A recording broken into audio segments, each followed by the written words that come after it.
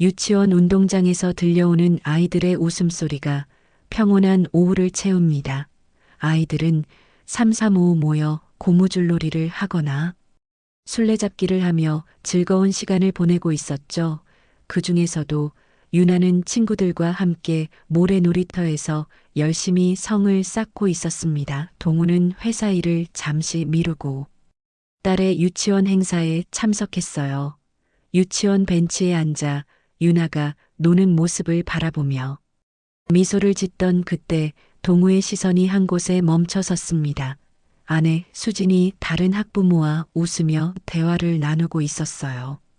그 상대는 학부모 대표 민수였죠. 수진은 민수의 말에 웃음을 터뜨리며 가볍게 그의 팔을 건드렸습니다. 별것 아닌 행동이었지만 동우는 왠지 모를 불편함을 느꼈어요. 평소 수진은 낯가림이 심한 편이었는데 민수와는 유독 자연스러운 모습이었죠. 동우는 그 모습을 지켜보다가 슬며시 그들에게 다가갔습니다.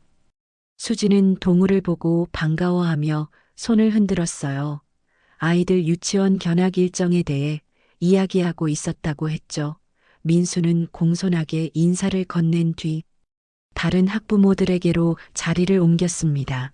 그날 저녁 동우는 수진에게 학부모 모임에 대해 물었어요. 수진은 모임이 재미있고 육아 정보도 많이 얻을 수 있어서 좋다며 활짝 웃었습니다. 요즘 민수가 알려준 교육법 덕분에 유나가 글자를 더 빨리 익히고 있다는 말도 덧붙였죠. 동우는 그 말을 듣고 무언가 걸리는 감정을 느꼈지만 티를 내지 않았어요. 다음 날 아침 수진은 또다시 학부모 모임이 있다며 서둘러 집을 나섰습니다.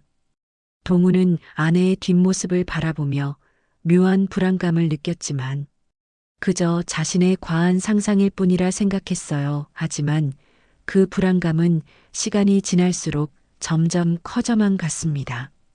수진의 외출이 잦아지면서 동우의 불안감은 점점 커져갔습니다. 그녀는 늘 학부모 모임을 핑계로 집을 나갔고 돌아오는 시간도 점점 늦어졌어요. 한 번은 저녁 8시에 끝난다던 모임이 자정이 다 되어서야 끝났다며 들어왔죠. 술 냄새가 옅게 풍기는 수진을 보며 동우는 질문을 던졌습니다. 모임 후에 술자리가 있었냐고요. 수진은 약간 당황한 기색을 보이다가 곧 표정을 정리하고 다른 엄마들과 고민 상담을 하다 보니 시간이 늦었다고 대답했어요. 동우는 더 캐묻지 않았지만 마음 한구석이 불편했습니다. 어느 날 퇴근 후 유나를 데리러 유치원에 들른 동우는 우연히 민수를 마주쳤어요. 민수는 동우를 보자 약간 긴장한 듯 했지만 곧 자연스럽게 인사를 건넸습니다. 아이들에 대한 이야기를 나누던 중 민수가 무심코 한 말이 동우의 귀에 걸렸어요. 오늘 저녁 7시에 수진과 약속이 있다는 말이었죠. 하지만 수진은 오늘 친정에 간다고 했었습니다. 집에 돌아온 동우는 수진에게 전화를 걸었어요. 수진은 친정에 도착했다며 통화를 짧게 끝냈습니다. 동우는 불안한 마음에 창밖만 바라보았어요. 그때 유나가 다가와 물었습니다. 엄마랑 민수 아저씨랑 어제 놀이공원에 같이 갔다고 자랑하던 유나의 말에 동우는 가슴이 철렁 내려앉았어요. 저녁 늦게 돌아온 수진에게 놀이공원에 다녀왔냐고 물었지만 수진은 당황하며 부인했습니다. 유나가 착각했을 거라고 했어요. 하지만 유나는 분명히 엄마와 민수 아저씨가 손을 잡고 다니는 모습을 봤다고 말했죠. 수진은 화를 내며 유나를 방으로 들여보냈습니다. 동우는 아내를 뚫어지게 바라보았어요. 수진은 결국 유치원 행사 준비로 민수와 단둘이 만났던 것을 인정했지만 그저 업무적인 만남이었다고 강조했습니다. 동우는 더 이상 물어보지 않았지만 그날 밤 잠을 이루지 못했어요. 아내의 휴대폰을 확인하고 싶은 충동이 들었지만 비밀번호가 걸려 있어 확인할 수 없었습니다. 다음 날 아침 동우는 중대한 결심을 했어요. 사설 탐정을 고용하기로 한 것이었죠. 동우는 회사 동료의 소개로 안정적인 평판을 가진 사설 탐정을 만났습니다. 그에게 상황을 설명하고 수진의 동선을 추적해달라고 부탁했어요. 탐정은 묵묵히 메모를 하며 앞으로의 계획을 설명했죠. 일단 일주일간 수진의 행적을 조사하기로 했습니다. 동우는 가슴이 무겁게 짓눌리는 느낌이었어요. 자신이 아내를 미행하도록 시키다니 이게 올바른 선택인지 스스로 의문이 들었지만 진실을 알아야 한다는 생각이 더 강했습니다. 사흘이 지난 후 탐정에게 첫 보고가 왔어요. 수지는 학부모 모임에 실제로 참석했지만 모임이 끝난 후에는 민수와 단둘이 카페에서 시간을 보냈다는 사실이 확인되었죠. 아직 결정적인 증거는 없었지만 동우의 의심은 점점 확신으로 변해갔습니다. 회사에서도 일에 집중하지 못하고 끊임없이 수진과 민수의 관계에 대해 생각했어요. 일주일째 되는 날 탐정에게서 연락이 왔습니다. 오늘 중요한 정보를 얻었다는 내용이었어요. 동우는 퇴근 후 곧장 탐정과 만났죠. 탐정은 표정 없는 얼굴로 봉투 하나를 건넸습니다. 동우는 떨리는 손으로 봉투를 열었어요. 그 안에는 수진과 민수가 모텔에 들어가는 모습이 찍힌 사진이 들어 있었죠. 오늘 오후 2시에 찍힌 사진이었습니다. 동우는 사진을 보는 순간 온몸에서 힘이 빠지는 듯 했어요. 의심했던 최악의 상황이 현실이 되어버린 것이었죠. 탐정은 이어서 말했습니다. 이번이 처음이 아니라는 것이었어요. 최소 3번 이상 같은 모텔에 출입한 기록이 확인되었다고 했죠. 동우는 한동안 말없이 사진만 바라보았습니다. 집으로 돌아가는 길 동우의 마음은 분노와 슬픈 배신감으로 복잡했어요. 유나를 생각하면 더욱 가슴이 아팠죠. 어린 딸에게 이런 상처를 안겨줄 수는 없었습니다. 집에 도착했을 때 수지는 평소와 같이 저녁을 준비하고 있었어요. 마치 아무 일도 없었다는 듯이 평범한 일상을 보내고 있었죠. 동우는 아무 말도 하지 않고 침실로 들어갔습니다. 이대로 상황을 마주할 것인지 아니면 더 많은 증거를 모을 것인지 고민해야 했어요. 동우는 밤새 잠을 이루지 못했습니다. 아내의 평온한 숨소리가 오히려 더 큰 분노를 불러일으켰어요. 그녀는 어떻게 이런 배신을 저지르고도 아무렇지 않게 잠을 잘 수 있는지 이해할 수 없었죠. 아침이 밝아오자 동우는 중대한 결심을 했습니다. 민수의 아내에게 연락하기로 한 것이었어요. 그녀에게도 진실을 알 권리가 있다고 생각했죠. 인터넷 검색을 통해 민수의 아내 연락처를 찾아낸 동우는 떨리는 손으로 전화를 걸었습니다. 전화를 받은 여자는 동우가 자신을 찾는 이유를 모르겠다는 듯 의아해했어요. 동우는 직접 만나서 이야기하고 싶다고 했고 그녀는 잠시 망설이다 동의했죠.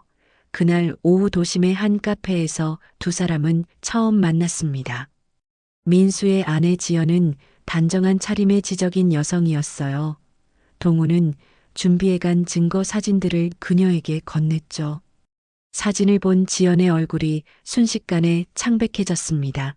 그녀는 한동안 말없이 사진만 바라보았어요. 이윽고 지연은 천천히 입을 열었죠. 자신도 최근 민수의 행동이 이상하다고 느꼈지만 이런 배신까지는 상상하지 못했다고 말했습니다. 지연은 두 가족이 함께 만나 이 문제를 해결하자고 제안했어요. 동우는 동의했죠. 그날 저녁 네 사람은 도심의 한 레스토랑 개인실에서 만났습니다. 민수와 수지는 두 사람이 함께 자리에 앉아 있는 것을 보고 당황한 기색이 역력했어요. 동우는 테이블 위에 증거 사진들을 펼쳐놓았죠. 그 순간 수진의 얼굴이 하얗게 변했고 민수는 고개를 떨구었습니다. 민수가 먼저 입을 열었어요.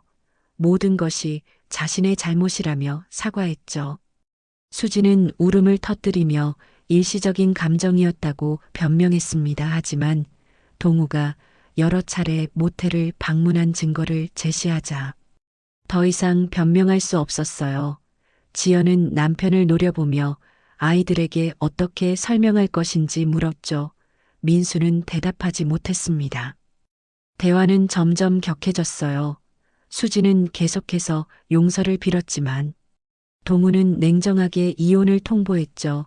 지연 역시 더 이상 민수를 믿을 수 없다며 집으로 돌아갔습니다. 그날 밤 동우는 유나를 데리고 호텔로 향했어요.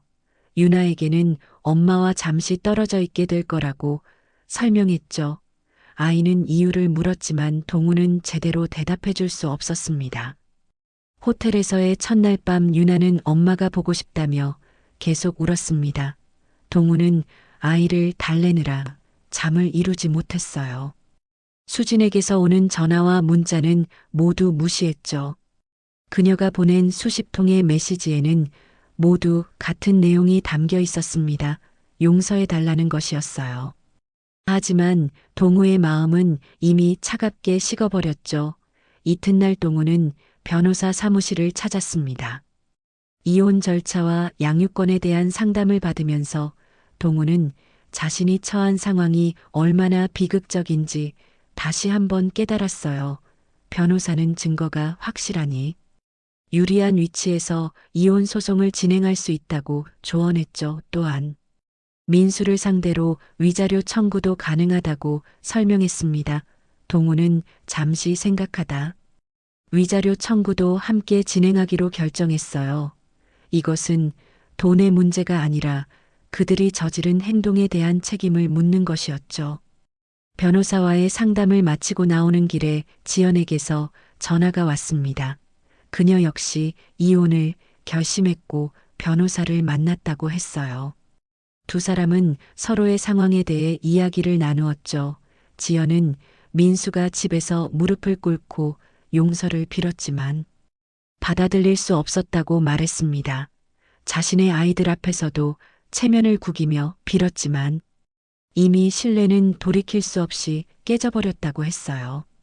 일주일 후 동우는 임시거처로 작은 아파트를 구해 유나와 함께 이사했습니다.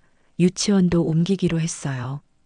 유나가 민수의 아이들과 마주치는 상황을 피하고 싶었죠. 또한 다른 학부모들의 시선과 소문으로부터 아이를 보호하고 싶었습니다. 이사하는 날 수진이 찾아왔어요. 그녀는 동우 앞에 무릎을 꿇고 마지막 기회를 달라고 애원했죠. 유나를 위해서라도 용서해달라며 흐느꼈습니다. 하지만 동우는 차갑게 거절했어요. 아이를 위한다면 오히려 깨끗하게 헤어지는 것이 낫다고 생각했죠.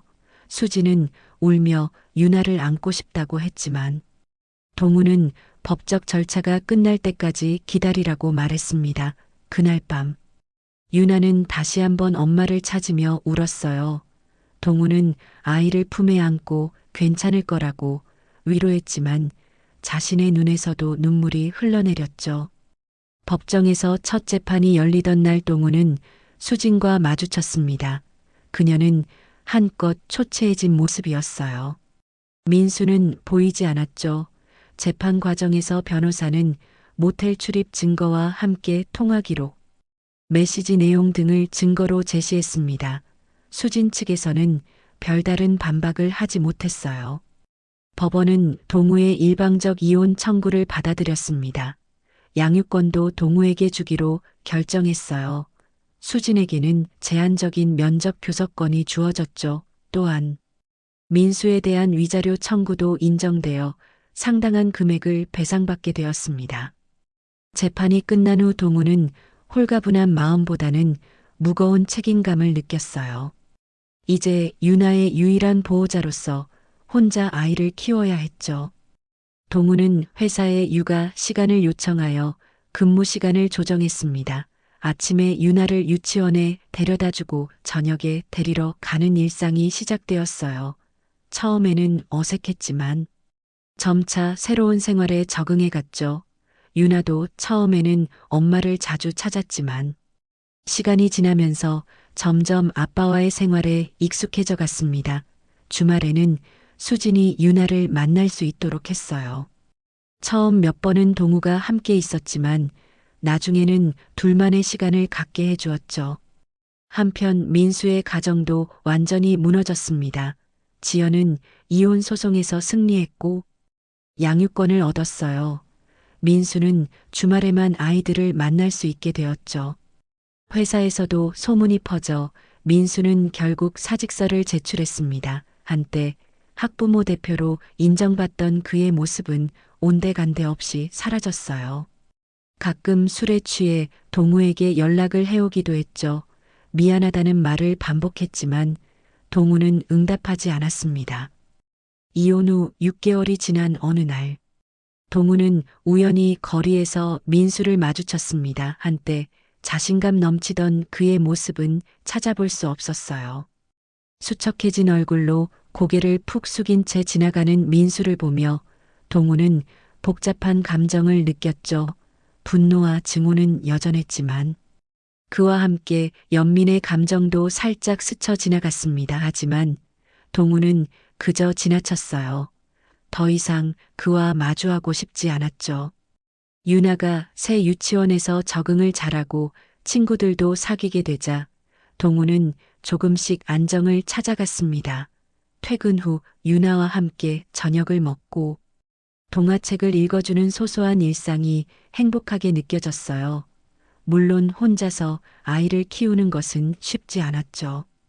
특히 유나가 아플 때는 더욱 힘들었습니다. 하지만 동우는 점점 더 단단해져 갔어요. 어느 날 유나가 물었습니다. 엄마는 언제 다시 우리랑 살 거냐고요. 동우는 잠시 말을 잊었죠. 유나에게 어떻게 설명해야 할지 고민하다 천천히 입을 열었습니다. 엄마와 아빠는 서로 사랑했지만 함께 살기 어려운 일이 생겼다고 최대한 부드럽게 설명했어요. 유나는 잠시 생각하더니 그럼 민수 아저씨 때문이냐고 물었죠. 동우는 놀라움을 감추지 못했습니다. 동우는 유나의 질문에 당황했습니다. 아이가 어떻게 그런 생각을 했는지 알 수 없었어요. 조심스럽게 물었죠. 왜 그런 생각을 했는지. 유나는 한참을 망설이다 대답했습니다. 전에 엄마가 민수 아저씨랑 뽀뽀하는 것을 봤다고요. 그때는 무슨 뜻인지 몰랐는데 이제 알겠다고 했습니다. 어린이집 친구 부모님도 비슷한 이유로 헤어졌다는 이야기를 들었다고 했어요. 동우는 가슴이 무너지는 듯한 아픔을 느꼈습니다. 이토록 어린아이가 이미 슬픈 진실을 알고 있었다니요. 한동안 아무 말도 할 수 없었죠. 유나는 아빠를 꼭 안으며 괜찮다고 말했습니다. 엄마 없어도 아빠랑 행복하게 살 수 있다고요. 동우는 참았던 눈물을 쏟아냈습니다. 아이의 어깨를 안으며 미안하다는 말을 반복했어요. 그날 밤 동우는 수진에게 전화를 걸었습니다. 유나가 모든 것을 알고 있다고 말했어요. 수진은 한동안 말을 잇지 못했죠. 흐느끼는 소리만 전화기 너머로 들려왔습니다. 수진은 자신의 잘못을 인정하고 앞으로 유나에게 더 좋은 엄마가 되도록 노력하겠다고 말했어요. 동우는 그것이 최선이라고 대답했죠. 두 사람은 유나를 위해서라도 원만한 관계를 유지하기로 합의했습니다. 시간이 흐르면서 동우는 자신의 삶을 다시 구축해 나갔습니다. 회사에서는 새로운 프로젝트를 맡아 열심히 일했어요. 퇴근 후에는 온전히 유나에게 시간을 할애했죠. 가끔은 외로움이 밀려오기도 했지만 딸과 함께하는 소소한 행복으로 그 공허함을 채워나갔습니다. 바쁜 와중에도 취미를 만들었어요. 주말에는 유나와 함께 등산을 가거나 자전거를 타며 건강한 생활을 이어갔죠. 어느 날 동우의 어머니가 찾아왔습니다. 손자를 돌봐주겠다고 제안했어요. 처음에는 거절했지만 어머니의 진심 어린 마음을 받아들이기로 했죠. 그 덕에 동우는 조금 더 여유를 찾을 수 있었습니다. 주말에는 간간히 친구들과 만나 술 한 잔을 기울이기도 했어요. 그런 자리에서 동료의 소개로 새로운 여성을 만나기도 했지만 아직은 새로운 인연을 맺을 준비가 되지 않았다고 느꼈죠. 한편 수지는 작은 회사에 취직해 일을 시작했습니다. 주말마다 유나를 만나러 왔고 아이에게 최선을 다했어요. 동우는 그런 수진의 모습을 지켜보며 복잡한 감정을 느꼈죠. 원망과 미움은 여전했지만 유나의 엄마로서 노력하는 모습은 인정할 수밖에 없었습니다. 수지는 한 번도 동우에게 재결합을 요청하지 않았어요. 그저 조용히 자신의 잘못을 갚아나가는 듯 했죠. 민수는 지방으로 이사했다는 소식이 들려왔습니다. 그곳에서 새로운 삶을 시작했다고 했어요. 지연과 아이들은 여전히 서울에 살고 있었죠. 지연과 동우는 가끔 연락을 주고받으며 서로의 안부를 물었습니다.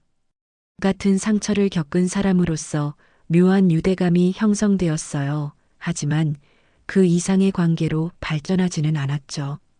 둘 다 아직은 상처가 아물지 않았음을 알고 있었습니다. 이혼 후 1년이 지난 어느 봄날 동우는 유나의 손을 잡고 벚꽃 축제에 갔습니다. 유나는 이제 7살이 되어 초등학교에 입학했어요. 더 의젓해진 모습으로 아빠 옆에서 활짝 웃고 있었죠. 벚꽃 나무 아래에서 사진을 찍던 중 우연히 민수와 마주쳤습니다. 그는 혼자였어요. 서로 눈이 마주치자 잠시 어색한 침묵이 흘렀죠. 민수가 먼저 다가와 인사를 건넸습니다. 그는 많이 달라진 모습이었어요. 한결 수수해진 차림새와 겸손한 태도였죠. 민수는 유나에게 반갑게 인사한 후 동우에게 잠시 이야기할 수 있겠냐고 물었습니다. 유나는 근처 솜사탕 가게에 가고 싶다고 했어요. 동우는 잠시 망설이다 딸에게 돈을 주며 먼저 가 있으라고 했죠. 유나가 떠난 후 두 사람은 벤치에 나란히 앉았습니다. 민수는 차분한 목소리로 지난 일에 대해 진심으로 사과했습니다. 서울을 떠나 지방의 작은 회사에 취직했고 정신과 상담도 받고 있다고 했어요. 그는 자신의 행동이 얼마나 많은 사람들에게 상처를 주었는지 이제야 제대로 깨달았다고 말했죠. 동우는 묵묵히 들었습니다. 용서하지는 않았지만 더 이상 증오하지도 않았어요.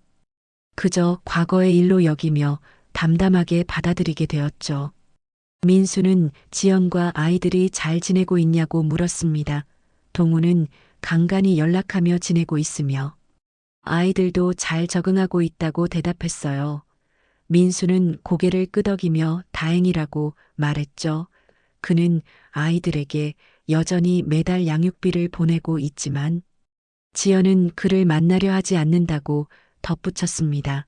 동우는 시간이 약이라는 말로 그를 위로했어요. 얼마 후 유나가 솜사탕을 들고 돌아왔습니다. 민수는 유나에게 학교 생활이 어떠냐고 물었어요. 유나는 잠시 망설이다 밝게 대답했죠. 민수는 미소를 지으며 학교에서 잘 지내길 바란다는 말을 남기고 자리를 떠났습니다. 동우는 그의 뒷모습을 바라보며 생각에 잠겼어요. 한때는 그토록 미워했던 사람이 이제는 그저 지나가는 인연으로 느껴졌죠. 집으로 돌아가는 길에 유나가 물었습니다. 민수 아저씨랑 이제 화해했냐고요. 동우는 고개를 끄덕였습니다. 화해라기보다는 더 이상 미워하지 않게 되었다고 설명했어요. 유나는 엄마와도 그렇게 되면 좋겠다고 말했죠. 동우는 유나의 머리를 쓰다듬으며 이미 그렇게 되어가고 있다고 대답했습니다.